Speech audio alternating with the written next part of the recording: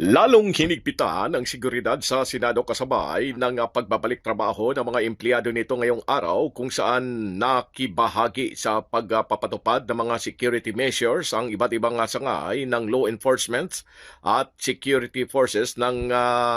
bansa. Katuwang ng Senate Sergeant at Arms o USAA, nagtalaga ng mga tauhan ang Philippine Coast Guard, Philippine Marines at Philippine National Police para tiyakin ang kaayusan at kaligtasan sa loob at paligid ng Senate Complex. Kapansin-pansin din na nanatili sa ilalim ng heightened security alert ang sa loob at labas ng Senado habang mahigpit na binabantayan ang lahat ng pumapasok sa gusali. Kabilang sa sumailalim sa masusing inspeksyon ang mga empleyado, bisita, opisyal ng gobyerno at maging mga miyembro ng media na nakatalaga upang mag-cover ng mga kaganapan sa Senado ay hinigpitan din at mayroon pang ilang mga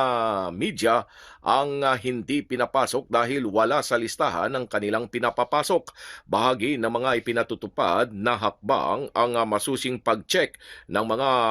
pagkakakinlanlan, inspeksyon ng mga kagamitan at sasakyan at pagpapatupad ng karagdagang security protocols upang maiwasan ang anumang banta sa seguridad. Dumating ang pagpapatupad ng mahigpit na seguridad sa gitna na rin ng mga mahalagang usaping kinakaharap ng Senado, kabilang ang mga usapin sa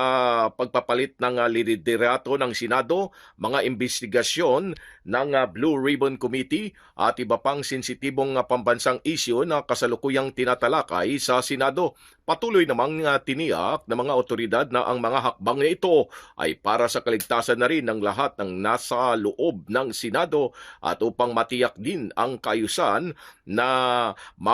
pagpapatuloy ng mga tungkulin at operasyon ng naturang institusyon. Pilipinas, mula sa Senado, Silvestre Rambulabay, Radyo Kayumanggi.